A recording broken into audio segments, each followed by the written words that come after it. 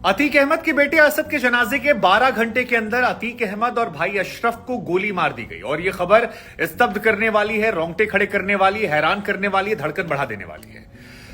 मतलब मैं क्या आपको बताऊं, मैं बुलेटिन पढ़ रहा था आज तक पर और जिस वक्त यह घटना हो रही थी कोई और खबर चल रही थी और सीधी यह खबर आती कान ने बताया था टीवी पर मेरा चेहरा सुन्न पड़ गया। मुझे लगा ये सच नहीं हो सकता। पहले कहा गया गोली चली, मुझे लगा शायद कहीं दूर से गोली उली चली होगी, डराने के लिए कुछ चीजें। लेकिन जब सामने तस्वीरें देखी मैंने तो रूह कपाने वाली थी, कलेजा मुंह को आने वाला था, क्योंकि अतीक और अशरफ को मेडिकल चेकअप के बाद सरकारी अस्पताल से ले जाया जा रहा था। अगल बगल 9 पुलिसकर्मी मौजूद थे और मीडिया के तमाम चैनल जो थे वो उनसे बाइट ले रहे थे। सवाल पूछा गया कि अतीक और अशरफ आप असद के जनाजे में नहीं जा पाए, क्या कहेंगे? और जैसे ही अतीक अहमद ने मुंह खोला और कहा कि असल बात यह है कि गुड्डू मुस्लिम जो है, बस इतने गुड्डू मुस्लिम पे ही एक व्यक्ति करीब आता है और सिर पर, इस तरफ सिर पर बंदूक रखता और गोली मार देता। और क्योंकि दोनों भाई के हाथ में हथकड़ी बंधी थी, अशरफ जब तक हटने की कोशिश करता तब तक अशरफ को भी गोली मार दी और उसके बाद ताबड़तोड़ गोलियां जो है वो अतीक और अशरफ को मारी गई, ये सुनिश्चित करने के लिए कि दोनों जिंदा ना बचे। क्योंकि सिर पर गोली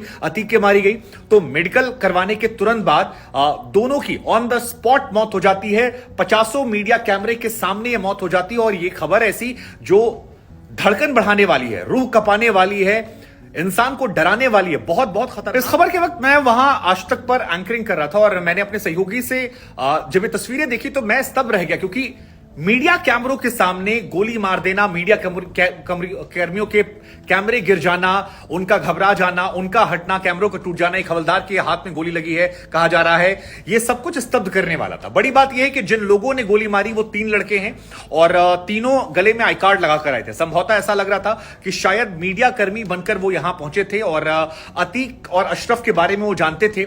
लेकिन दोनों का हथकड़ी में एक साथ होना, पुलिस प्रशासन का उनके पीछे होना, उसके बावजूद 3 लोगों का आना, सिर में गोली मारना, क्योंकि वो सुनिश्चित करना चाहते थे कि जो अगल बगल पुलिसकर्मी है, क्योंकि अगर ये तीनों लोग दूर से गोलियां चलाते तो संभवतः मीडिया कर्मी या कैमरा पर्सन या पुलिस वाले जो हैं इस घटनाक्रम में इस गोलीबारी का शिकार 100% होते। लेकिन उन तीनों लोगों का स्पष्ट जो है वो लग रहा है कि टारगेट था कि जाकर गोली जो है वो अतीक को मारनी है, अशरफ को मारनी है और किसी और को नुकसान नहीं पहुंचाना है। और उसके बाद वो जाते हैं, तीनों वहां गोली मारते हैं और हैरानी की बात यह है कि गोली मारने के बाद वो तीनों भागने की कोशिश नहीं करते हैं, क्योंकि उस वक्त जो तस्वीरें मैंने देखी वो ये थी कि गोली मारी गई और गोली मारने के बाद वो हाथ उठाकर पुलिस वाले के सामने खड़े होते हैं। एक व्यक्ति को वो जमीन पे बैठाती पुलिस और 3 लोग आकर हाथ पकड़ते और गाड़ी में बिठाकर उनको ले जाती। बाद में क्या स्टेटमेंट होगा वो सामने आएगा, लेकिन वो घटनाक्रम यही था। आप सभी जानते हैं कि अतीक के बेटे असद जो है उसे आज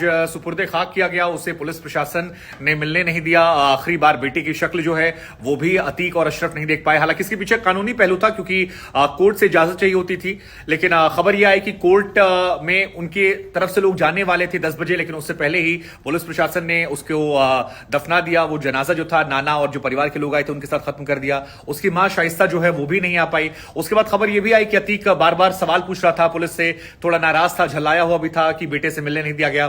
पुलिस प्रशासन पर आरोप लगा रहा था कि मेरा मोबाइल फोन कहां पर है जिससे मैं अशरफ बात करते थे साबित। और इसके बाद से बहुत सारी बातें, बहुत सारी चर्चाएं, बहुत सारी खबरें निकल कर आ रही थी कि अतीक क्या करेगा। लगातार तमाम विपक्ष के नेता आरोप लगा रहे थे कि ये बदले की भावना से तमाम चीजें हैं। इसी बीच डेली रूटीन का ये मूवमेंट था जहां पर वो अस्पताल जाता है। अब सरकारी अस्पताल में जाना और सरकारी अस्पताल को अगर आप क्राइम सीन बना देते हैं पुलिस प्रशासन की मौजूदगी में, और वो प्रयागराज जो क्या कहा जाए, मतलब मैं क्या कहूं, मैं 2 घटनाओं ने स्तब्ध कर दिया। आप खामोश हो जाएंगे। अतीक अहमद को उसके गुनाहों की सजा मिल गई थी, उसके बेटे को मार दिया गया, उसे मिलने नहीं दिया गया, उसकी मां आखिरी बार दर्शन नहीं कर पाई, चाचा दर्शन करने नहीं पाया, उसके ऊपर क्या नाम है तमाम धाराएं लगने वाली थी, पाकिस्तान से उसके रिश्ते आ रहे थे। उसके बाद मीडिया कैमरों के सामने सिर में गोली मारना, ये सभ्य समाज में नहीं हो सकता, ये सभ्य समाज की निशानी नहीं है। अब बड़ी बात यह कि कुछ लोग इस घटना को लेकर जश्न मना रहे हैं। वो कह रहे हैं कि इंसाफ हुआ, लेकिन ये खबर पुलिस, प्रदेश, कानून व्यवस्था, सरकार, इकबाल, इन पर बहुत गंभीर सवाल खड़ा करती है। ये कोई जंगल नहीं है जहां पर इस तरह से पुलिस प्रशासन कैमरे के सामने कोई आके गोली मार जाएगा। ये चीजें सिरे से नकारनी चाहिए, सभ्य समाज में स्वीकार्य नहीं है। पुलिस प्रशासन को लेकर बहुत सारे सवाल जो है खड़े हो रहे हैं, क्योंकि पुलिस ये जानती थी कि ये दोनों बहुत बड़े माफिया हैं। वो कह रही थी कि ये बड़े गैंगस्टर हैं, इन्होंने बहुत सारी हत्याएं की हैं। डीजीपी पहले भी कह चुके थे कि इन पर हमला हो सकता है, इनकी सुरक्षा को लेकर सवाल है। ऐसे में इतने दुर्दांत माफिया, इतने बड़े गैंगस्टर जिनको आप कह रहे थे, उनको आप केवल कुछ पुलिसकर्मियों के सामने खुला छोड़ते हैं और 3 लोग आकर गोली मारते हैं। ये प्रदेश के कानून व्यवस्था को लेकर बहुत गंभीर सवाल है। ये वो जो कह रहे हैं जश्न मनाने की बात, ये वेब सीरीज, फिल्मों, डॉक्यूमेंट्रीज में होता होगा, लेकिन प्रदेश में भय का माहौल इस खबर से पैदा हो रहा है। धड़कनें लोगों की बढ़ रही हैं और ये बढ़नी चाहिए। सवाल पुलिस प्रशासन को लेकर पूछे जाएंगे। हालांकि खबर यह भी आई है कि मुख्यमंत्री भी इस बात से बहुत नाराज है, पुलिस प्रशासन को डांट रहे हैं। वहां पर एक महिला जो है वो कह रही थी कि ये पुलिसकर्मियों की मिलीभगत से हुआ है, अतीक को जानबूझ के मरवाना चाहते थे।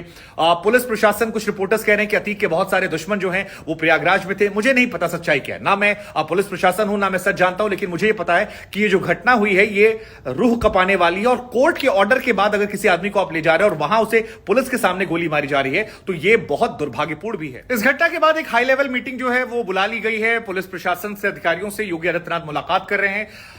अतीक अहमद एक दुर्दांत माफिया था। आपने असद का एनकाउंटर किया, असद को आपने कहा कि वो भाग रहा था, गोली लग गई। वो एक लेवल पे जाके जस्टिफाइड आप इसलिए कर रहे थे क्योंकि आप कह रहे थे कि कुछ लोग, वो कैमरे के सामने उसने गोली मारी। लेकिन अशरफ और अतीक की हत्या जो है ये योगी प्रशासन के लिए मुश्किलों का सबब बनने वाली है और आने वाले दिनों में कई गंभीर सवाल जो हैं वो खड़े होने वाले हैं।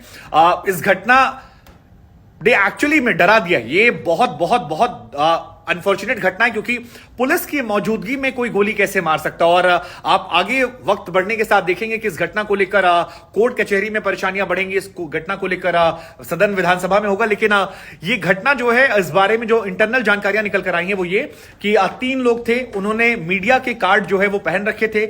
आधे घंटे पहले तक किसी ने कोई कदम वहां नहीं उठाया था और जो भी जिसका मन था वो यहां पर आ जा रहा था।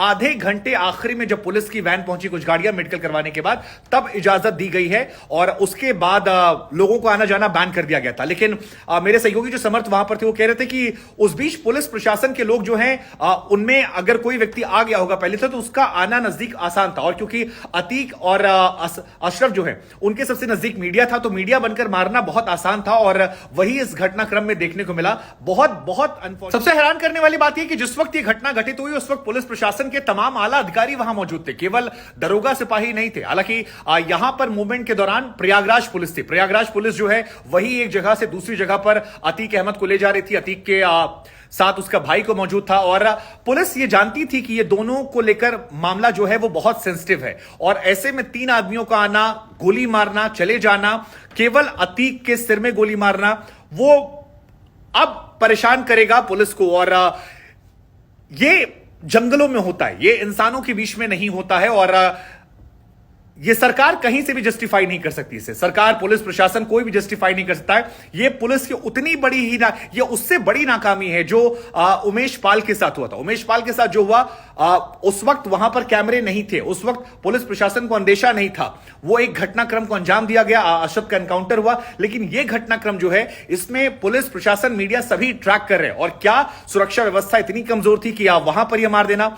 ये खबर उत्तर प्रदेश या देश के इतिहास में हमेशा याद रखी जाए, किस तरह से इस घटना को अंजाम दिया गया, कौन वो लोग हैं, क्या सजा उन्हें मिलेगी, क्या उनके साथ भी ऐसा कुछ होगा। ये सारे बहुत सवाल है। लेकिन एक अनफॉर्चुनेट घटना है और बहुत बहुत डराने वाली घटना है, प्रदेश में भय बनाने वाली घटना है। 3 लोगों का जिक्र है जो फिलहाल खबर आई है।